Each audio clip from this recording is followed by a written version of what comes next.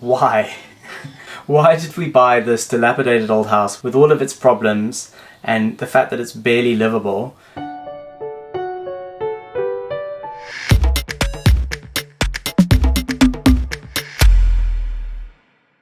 Hello and welcome to Making a Home, and you join me now in essentially week 3 after completion. So we have achieved a fair amount in that time, but we're only really scratching the surface of what needs to be done. But that's the whole point of us being here and doing this YouTube channel, so yay, plenty more videos to come. So this past week we haven't really done a huge amount. We had to spend quite a lot of time back at our old flat, basically tidying things up there, doing some painting, filling some holes in the walls, and essentially getting it ready to hand back to the estate agents. That is now finally done.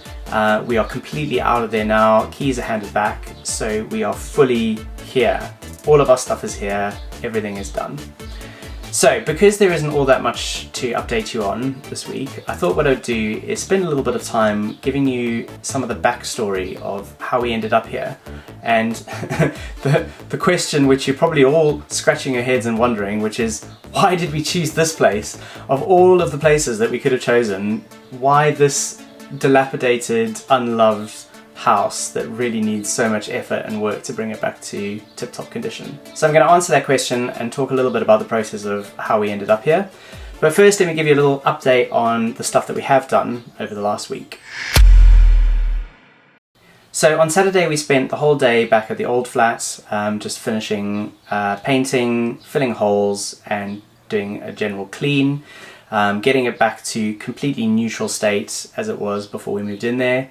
We had done a fair amount of DIY stuff in the flat, which technically in a rented property you're not really supposed to do. So we had to put it back to a state where it was essentially what it was like when we moved in. So we did that on Saturday, we got it back to that point, and we have now handed the keys back. So we are fully 100% out of that flat now.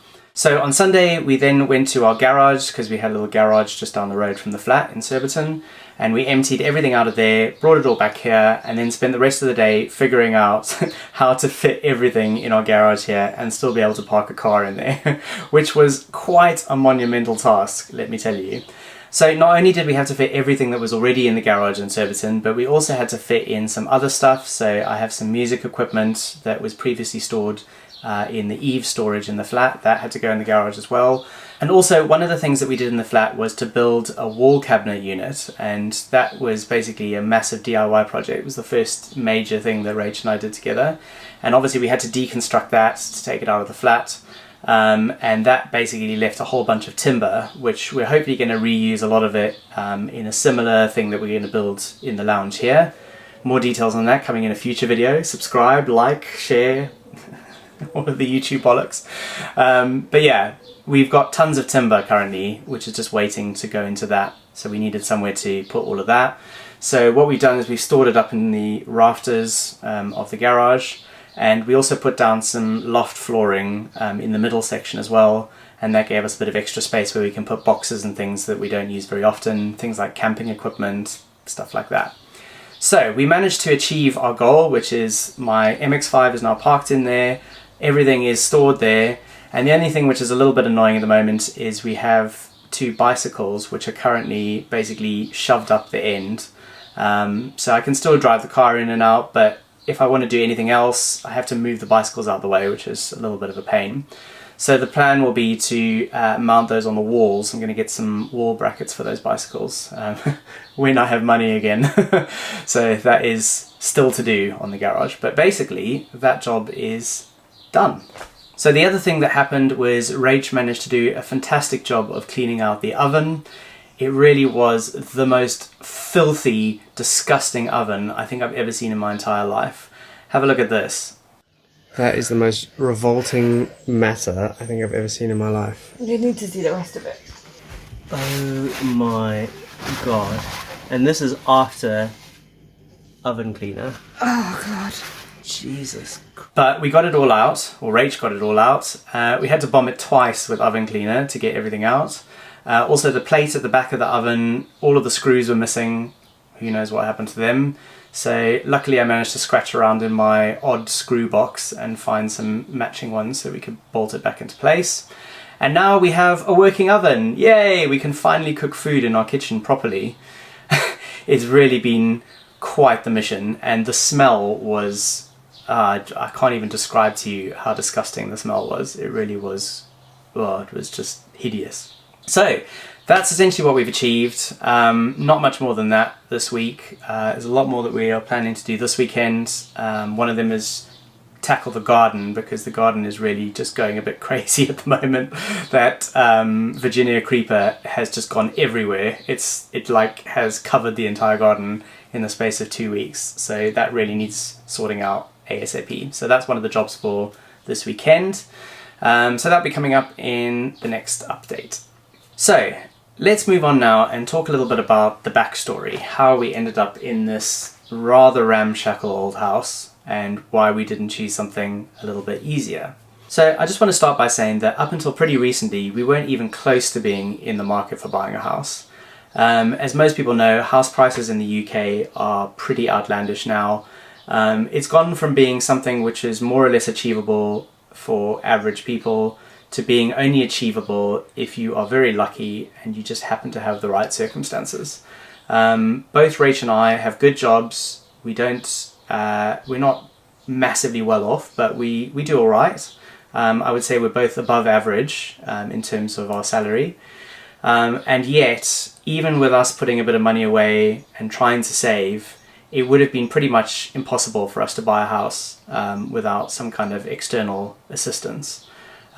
Saving enough money for a deposit is really just way out of the reach of most people, unless you have a really good job and you can just squirrel away tons of money.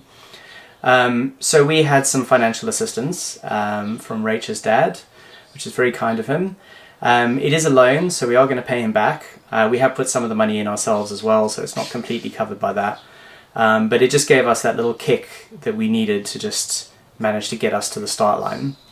In terms of the mortgage itself, our monthly payment is more or less the same as what we were paying for the flat. So actually, when you consider that we had a 2-bedroom flat with no outdoor space, and now we have a 3-bedroom house with a garden and a garage, that's actually pretty good. But you can't get there unless you have that initial lump sum that you can put down as a deposit. So once we had a way to cover the finances, we then were able to go and start looking at properties. And our strategy was essentially to go and just look at as many properties as possible, even if we weren't particularly interested on them on paper. The idea being that the more viewings we went to go and see, the more we could just get a sense of what was on the market, what the value of those things were, and also get an idea of the exact questions that we needed to ask and nail down exactly what we wanted. So what we did is we made a list. We divided it into 2 sections. We had essentials on one side and nice to haves on the other, and the idea was that every time we went to go and see a property, we would tick off any of those features that were on the list and essentially give it a score based on how closely it matched our requirements. In practice, that kind of works for part of it, but there is also an emotional aspect to buying a house. There is a sense of whether it's the right place for you or not when you are there. So a list is important, but it can only really take you part of the way. But with that said as well, it's important to not allow your emotions to get in the way too much when you are trying to decide on a property, because if you're buying a property purely out of love, then you're likely to get ripped off because you will want to take that property under any circumstances, essentially. So we went to see a lot of properties over the course of maybe 2 months or so. We saw some stuff that we quite liked, but nothing really was like, a decision that we really wanted to take then and there. But we did see one property that we really liked, and we were prepared to put an offer down on it. It was probably about the same age as this property, but in quite a lot better shape. And it also was slightly bigger and also had a garage that was directly behind the house as well, which is a bit more convenient. So we did actually put an offer in on that, but unfortunately someone else put an offer in on the same weekend, and essentially we were outbid, only by about $5,000 or so, but we weren't prepared to get into a bidding war, so we decided to just leave it and let it go. So a couple of weeks after that, we went on a very intense day of viewings. We saw, I think, 5 properties in total on that day, which is pretty draining. And one of the last ones that we came to see was this house.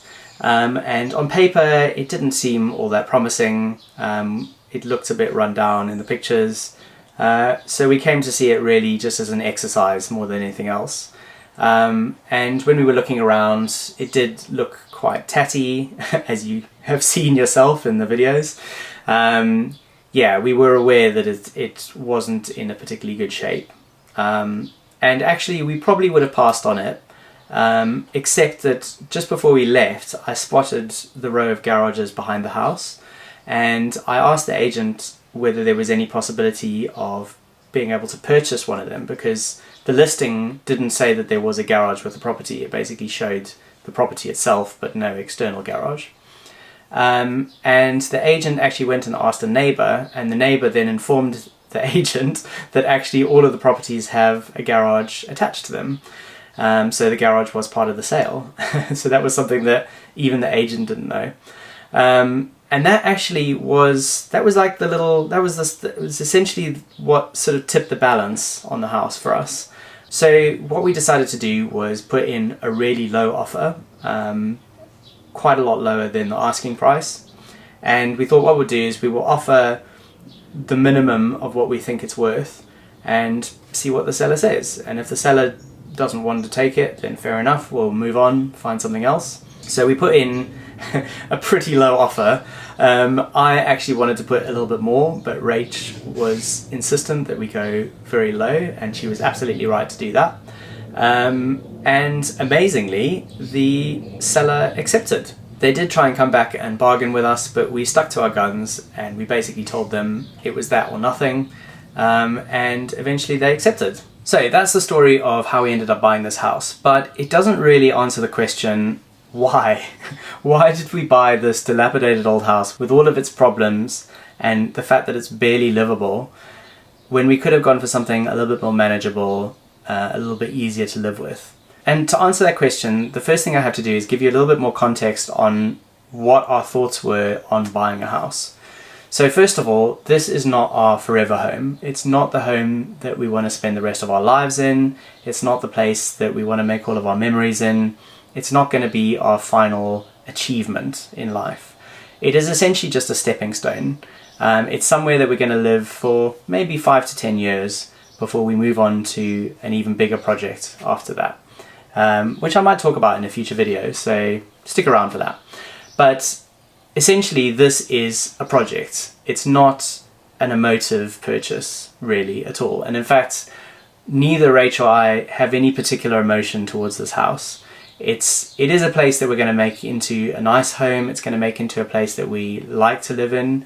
And I'm sure when we leave it, we will definitely miss it, and we will have some good nostalgic memories to look back on. But it's not our dream home, and buying this house is not the fulfillment of a dream for us. And when you look at it in that context, then it makes sense to buy something that you can do as much as possible on to increase its value, and then later down the line you can sell it and hopefully make a bit of money on it. And Rach and I obviously are pretty practical. We can take on quite a lot of DIY stuff ourselves. So taking on a dilapidated house and just doing it up bit by bit means we can be adding value to it gradually without expending too much other than the materials that we buy. But as you know, buying a property is a gamble. You have absolutely no guarantee that you're going to make your money back at the end of the time, and you may well lose money, in fact, and you might end up having to sell it for less than you bought it. That's just how any kind of investment works. But you can hedge your bet slightly if you buy a property at a low bargain basement value and then you do stuff to it which increases its perceived value. So in that context, it makes perfect sense to buy the house that is in the worst condition that you think you can fix and gradually do it up, because that way you're not just relying on the market going up, but you're also adding value to the property by doing things to it. So in that context, you can then understand why this property for us was a good investment, because it needs a lot of work and we got it for a very good price. And that way we have a reasonably good chance of making a bit of money on it and then being able to use that money to finance our next project later down the line. So there you go, that's a little bit of context for you on how we ended up here. The next video will probably be a bit more practical again. We'll be getting more stuff done, so please do stick around for that. If you don't really like the talking head kind of stuff, don't worry, there's not going to be too much of that on this channel. Just really because it's good to have a bit of context on, you know, why we ended up here. But next week we'll be back into the jobs again. There's going to be plenty going on this weekend, so stick around and see you next time. Cheerio!